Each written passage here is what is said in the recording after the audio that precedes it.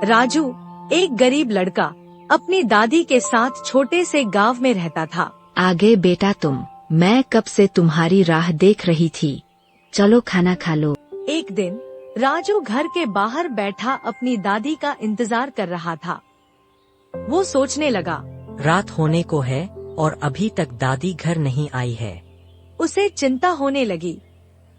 वो मन ही मन सोचने लगा, दादी तो पूरे दिन काम करती रहती है, थक जाती होंगी। अब मुझे भी उनकी मदद करनी चाहिए।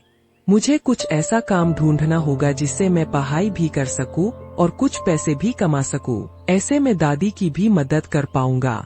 राजू के मन में अब एक नई समझदारी जन्म ले चुकी थी। अगले दिन राजू अपनी दादी के साथ बाजार जा रहा था। रास्ते में उसने देखा कि गांव के कुछ बच्चे एक दुकान के सामने खड़े होकर आइसक्रीम लेने की जिद कर रहे थे। बच्चों को देखकर राजू मन ही मन सोचने लगा, बच्चों को आइसक्रीम बहुत पसंद है। अगर मैं स्कूल के बाद थोड़ी देर आइसक्रीम बेचूं, तो पैसे भी कमा सकूंगा। दादी को घर चलाने में मदद भी मिल जाएगी और मेरी पढ़ाई भी नहीं छूटेगी। घर आकर राजू ने बड़ी उत्सुकता से दादी को अपनी योजना बताई। उसने कहा, दादी, आज मैंने देखा कि गांव के बच्चे गर्मी से बहुत परेशान हैं और आइसक्रीम लेने की जिद कर रहे थे। यहाँ आइसक्रीम महंगे दामों पर मिल रही है। अगर मैं सस्ती और स्वादिष्ट आइसक्रीम बनाकर बेचूं, तो बच्चे भी खुश हो जाएंगे और हम कुछ पैसे भी कमा सकेंगे। दादी ने राजू की बात ध्यान से सुनी। उनके थके चेहरे पर एक हल्की मुस्कान आई, लेकिन चिंता भी छुपी नहीं थी। उन्होंने धीरे से पूछा, बेटा, लेकिन क्या तुझे आइसक्रीम बनानी आती है? राजू ने उत्साह से कहा, नहीं दादी, लेकिन मैं सीख जाऊंगा। आप बस थोड़े पैसे दे दीजिए, बाकी सब मैं संभाल लूंगा। दादी ने अपने पास रखे कुछ बचत के पैसे राजू को दे दिए और बोली, बेटा, ये मैंने मुश्किल वक्त के लिए बचा कर रखे थे, लेकिन तेरे हौसले को देखकर लग रहा है कि अब यही सही वक्त है। जा, खूब मेहनत कर और सच्चे मन से काम करना। भगवान तेरा साथ देगा। अगले दिन राजू पूरे उत्साह से आइसक्रीम बनाने का सारा सामान ले आया। वो सब कुछ बड़े चाव से दादी को दिखाने लगा और खुश होते हुए बोला, ये देखो दादी, आइसक्रीम बनाने वाला सारा सामान ले आया हूँ। दूध, चीनी, बर्फ और फ्लेवर भी। आज से ही मैं आइसक्रीम बनाना शुरू करूँगा, तभी तो कल से बेचने जा पाऊंगा। दादी मुस्कुराई, उसकी आंखों में चमक और भरोसा देखकर। उन्होंने कहा, बिल्कुल बेटा, मेहनत से जो काम शुरू होता है, उसमें बरकत जरूर होती है। अब चल, मैं भी तेरी मदद करती हूँ। राजू ने पूरे जोश और लगन के साथ आइसक्रीम बनाना शुरू कर दिया। उसकी मेहनत देखकर दादी का दिल भर आया। वो बोली, देखते ही देखते राजू कितना बड़ा हो गया। जब मैंने अपने बेटे और बहू को खोया था, उस वक्त मेरे मन में यही सवाल था कि इस नन्ही सी जान की परवरिश अकेले कैसे करूंगी। आज वही राजू कितना जिम्मेदार और समझदार हो गया है। शायद यही तो असली विरासत है। अगले दिन सुबह राजू आइसक्रीम बेचने के लिए निकल गया। आइसक्रीम ले लो, आइसक्रीम, ठंडी ठंडी आइसक्रीम। आइसक्रीम ले लो, आइसक्रीम, ठंडी ठंडी आइसक्रीम, मीठी ठंडी आइसक्रीम। राजू ने ठेले को पेड़ के नीचे छांव में खड़ा किया, जहां आसपास लोगों के कई घर भी थे। फिर उसने आवाज लगाई, आइसक्रीम ले लो, आइसक्रीम, ठंडी ठंडी आइसक्रीम, स्वाद में बेहतरीन, दाम में सस्ती, बच्चों के लिए खास, घर जैसा स्वाद। कुछ ही मिनटों में बच्चे धीरे धीरे राजू के ठेले के पास आने लगे। एक छोटा लड़का सबसे पहले पहुंचा और बोला, भैया, कितने की आइसक्रीम है? राजू मुस्कुराया और बोला, 5 रुपए की है, ठंडी और मीठी। कुछ ने तुरंत जेब से सिक्के निकाले और आइसक्रीम खरीद ली। राजू की पहली कमाई उसके चेहरे पर मुस्कान ले आई। अब न वो सिर्फ पढ़ाई कर रहा था, बल्कि दादी का सहारा भी बन रहा था। ऐसे ही धीरे धीरे करके बहुत सारे बच्चों ने राजू से आइसक्रीम खरीदी। बच्चा आइसक्रीम खाते हुए बोला, वाह, ये तो बहुत टेस्टी है, बिल्कुल शहर की आइसक्रीम जैसी लग रही है। हाँ चिंटू, सच में आइसक्रीम तो बहुत टेस्टी है। अब तो मैं यही भैया से आइसक्रीम लेकर खाया करूँगी। ऐसे ही दिन बीत रहे थे। अब राजू के आइसक्रीम पूरे गांव में प्रसिद्ध हो गई थी। एक दिन राजू ने अपने आइसक्रीम के ठेले को पेड़ की छांव में लगा दिया, जैसे वो रोज लगाया करता था। ठंडी छाया, हल्की हवा और बच्चों की हंसी का माहौल था। तभी वहां से एक सूट बूट पहने आदमी गुजर रहा था। उसके चमकते जूते, घड़ी साफ बता रही थी कि वह कोई बड़ा आदमी है। उसकी नजर अचानक राजू के ठेले पर पड़ी।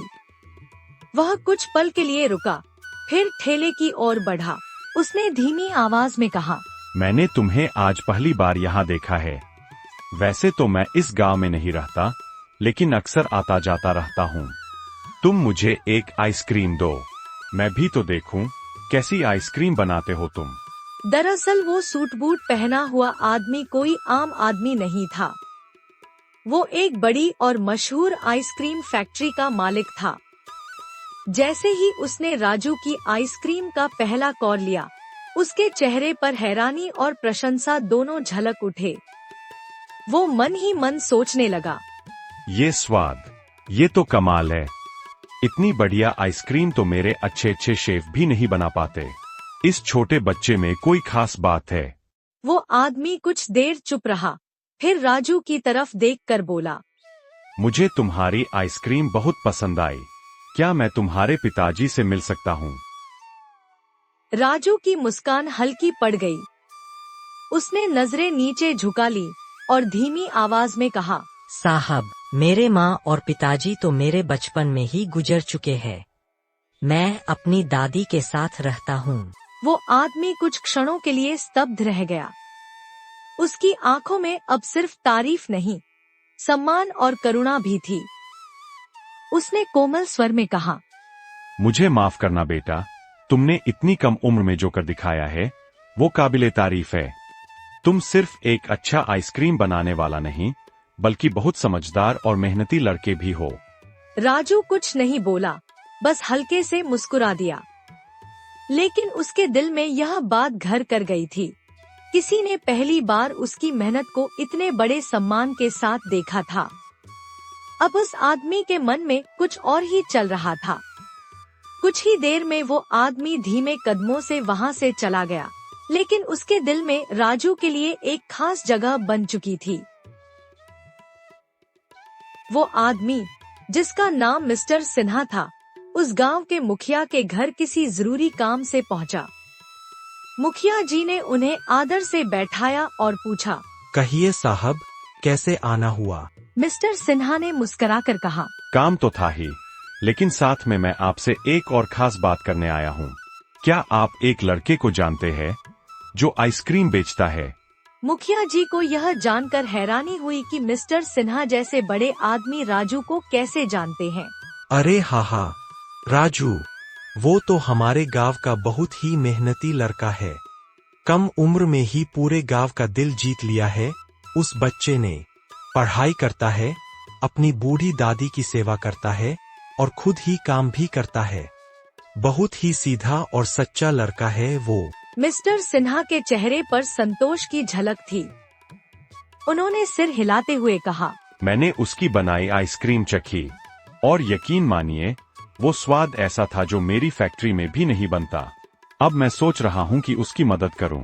वैसे भी मैं इस गांव में अपनी दूसरी फैक्ट्री लगाने का विचार कर रहा था और अब तो मुझे इसकी एक सही वजह भी मिल गई है। मुखिया जी के चेहरे पर मुस्कान आ गई। पास ही बैठी उनकी पत्नी भी ये सब सुनकर खुश हो गई और बोली, राजू वाकई बहुत समझदार और मेहनती बच्चा है।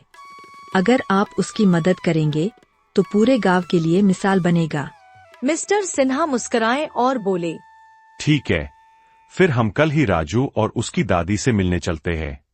मुखिया जी ने सिर हिलाया और मुस्कुराते हुए बोले, जरूर साहब, मैं भी साथ चलूंगा। अगले दिन मुखिया जी और मिस्टर सिन्हा राजू के घर पहुँचे। उन्होंने देखा कि राजू अपने आइसक्रीम के ठेले की तैयारी कर रहा था। राजू ने जैसे ही उन्हें देखा चौंक गया। उसके मन में सवाल उठा, अरे, ये तो वही है जो कल मुझसे मिले थे, लेकिन ये मुखिया जी के साथ यहाँ क्यों आए हैं? वो जल्दी से उनके पास गया और बोला, नमस्ते साहब। नमस्ते मुखिया जी, सब ठीक तो है? मुखिया जी मुस्कुराए और बोले, सब ठीक है बेटा, हम तुमसे और तुम्हारी दादी से 2 बातें करने आए हैं। राजू ने जल्दी से अंदर जाकर दादी को आवाज दी। दादी, मुखिया जी और वो साहब आए हैं जो कल मुझसे मिले थे। दादी बाहर आईं और दोनों मेहमानों का आदरपूर्वक स्वागत किया। मिस्टर सिन्हा ने मुस्कुराते हुए कहा, माँ जी, कल मैंने राजू की बनाई आइसक्रीम चखी और मुझे वो बहुत पसंद आई। दरअसल शहर में मेरी खुद की आइसक्रीम फैक्ट्री है और अब मैं इस गांव में भी एक फैक्ट्री लगाना चाहता हूँ। दादी ने बाहर से तो मुस्कुराकर कहा, अरे, ये तो बहुत अच्छी बात है बेटा। लेकिन अंदर ही अंदर उनके मन में कुछ और ही चल रहा था। वो सोचने लगी, अगर इस गांव में फैक्ट्री खुल गई तो फिर मेरे राजू की बनाई आइसक्रीम को कौन खरीदेगा? उसने इतने दिन मेहनत से जो पहचान बनाई है वो सब कहीं खो न जाए, उसकी मेहनत कहीं बड़ी मशीनों में दब न जाए।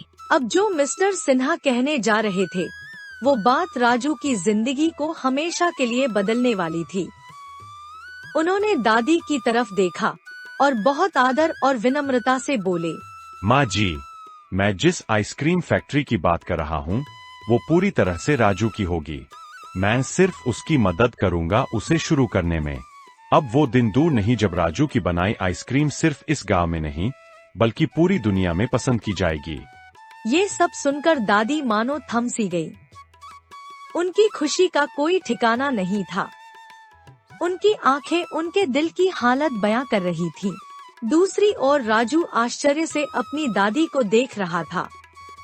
उसे यकीन नहीं हो रहा था कि उसकी जिंदगी में ये सब सच में हो रहा है।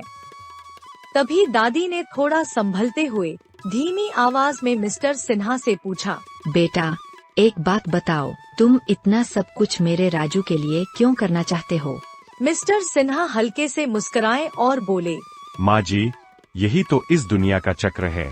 दरअसल राजू में मैं खुद को देख रहा हूँ। एक समय था जब मैं भी राजू की तरह अकेला था। मेरे माँ बाप भी मुझे बचपन में छोड़कर चले गए थे। जिंदगी ने बहुत परीक्षाएं ली, लेकिन जो कुछ भी मैंने पाया वो सिर्फ अपनी मेहनत से पाया।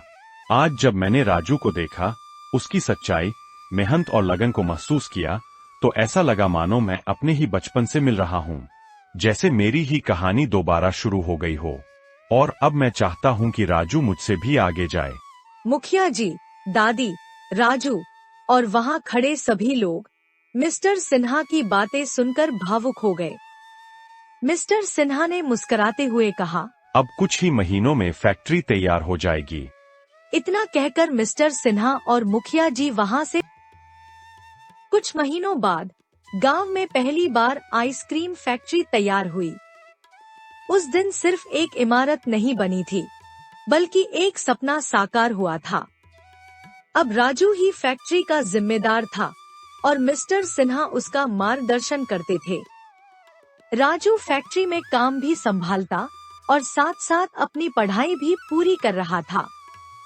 धीरे धीरे गांव के कई बच्चे भी वहां काम सीखने लगे और एक समय वो गांव जो पीछे छूट गया था अब आगे बढ़ने लगा।